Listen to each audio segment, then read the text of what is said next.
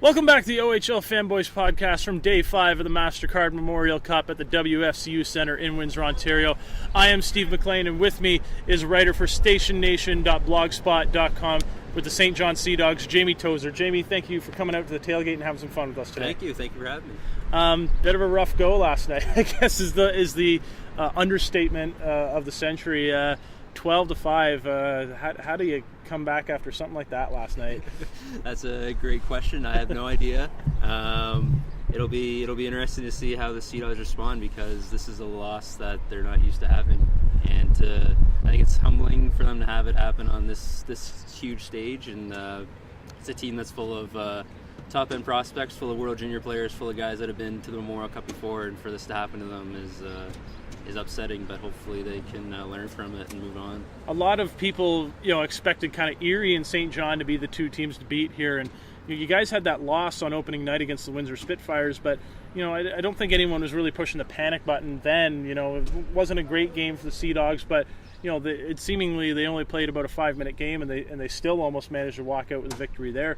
What was kind of the feelings like after that first game, and thinking and kind of having the 2-day layoff before yesterday's game? Yeah, I mean, that was the thing. The Sea Dogs, by their own admission, they played pretty terrible for the first 55 minutes of that game, but they managed to still hang on, only down 3-0, and then to score those 2 goals late shows some character, I think, to at least try and come back in that game. They almost tied it in the final seconds too, so there was definitely they were upset, but at the same time they weren't too upset, just given that they know that they could contend with Windsor at least. But after last night's game, I know there's probably a little bit more worries than they're probably willing to admit, but I think the biggest thing right now is just going to be confidence.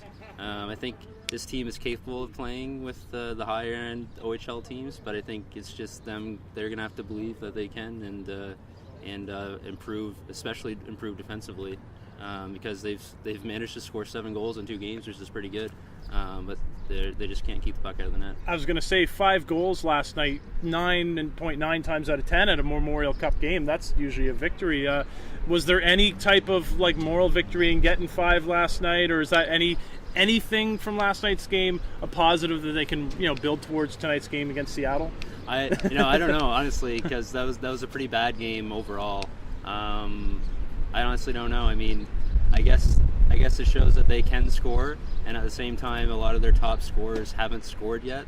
And, they saw 2 goals from Cedric Poirier last night. He's never had a 2-goal game in his entire career, and he does that at the Memorial Cup. So I guess if the bottom guys can kind of get going, and I mean, I think St. John's 4th line was probably one of their best lines in the first game. So if those guys are able to get going, hopefully St. John's top 2 lines can get going and then continue that offense. What's that goaltending situation like? We saw Callum Booth play game 1, got the yank last night. I've been out here all day today having fun at the tailgate, so I haven't seen. Has it been announced if he's starting or if you guys were going in another direction? I don't think it was even asked, but I'm 99% sure Callum Booth will be starting. Alex Dorio hardly any QMJHL experience, let alone playoff experience or Memorial Cup experience, and Booth is by far more experienced, and he's we've been having this all day.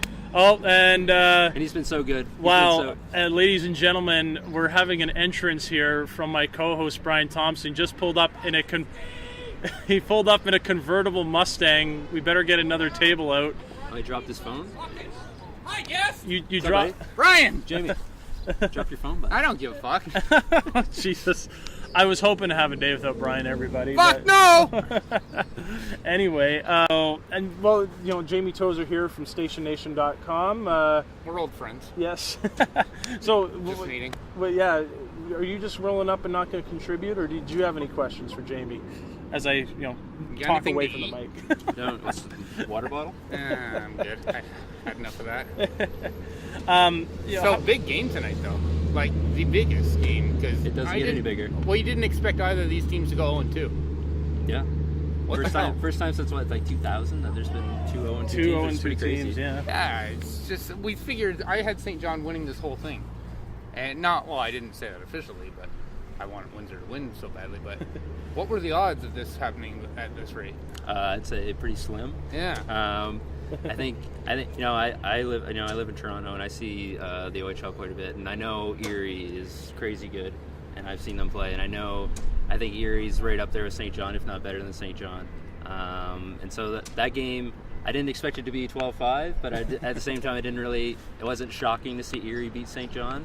But the first game, just the way St. John played, they played so poorly in that first game, which was surprising. They just weren't ready, and they weren't all that ready for their second game either.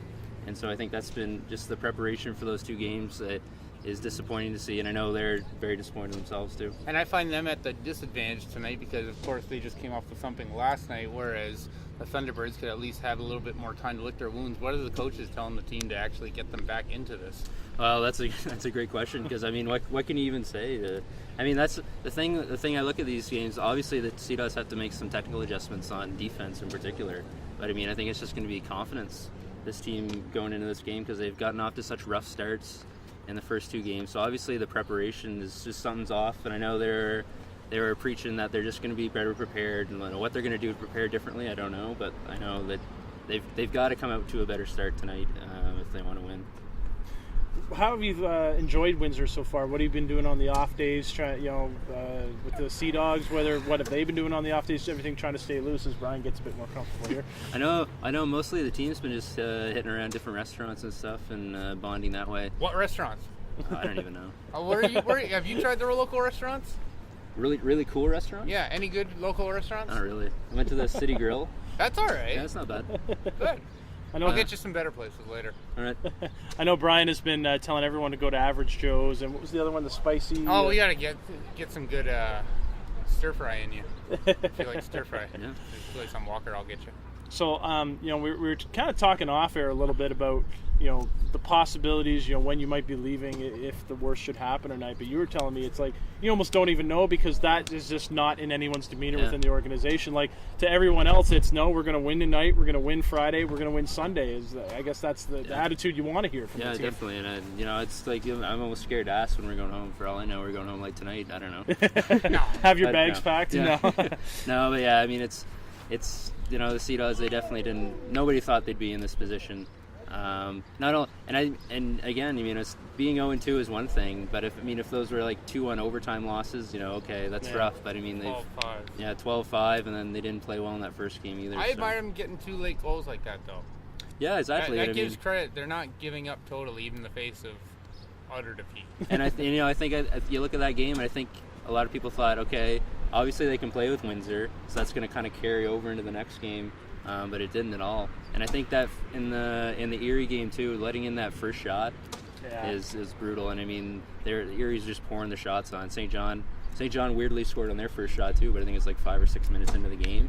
Yeah. And that's not Sea Dogs hockey. What did you make of the goaltending substitution, not substitution yesterday? Yeah, that was weird. What was that was asked last night at the press conference, and apparently Danny Flynn was gonna do the old swap just to kind of give his team a break. Mm-hmm. He was just going to make this switch and then make the switch again just to give a break. But then he made the switch, and then he decided to use a timeout. And so it just kind of looked weird. He had no intention on actually pulling Callum Booth out of the game at that point anyway. If he was, I think he was going to put Booth right back in. Yeah, exactly. As we move on here...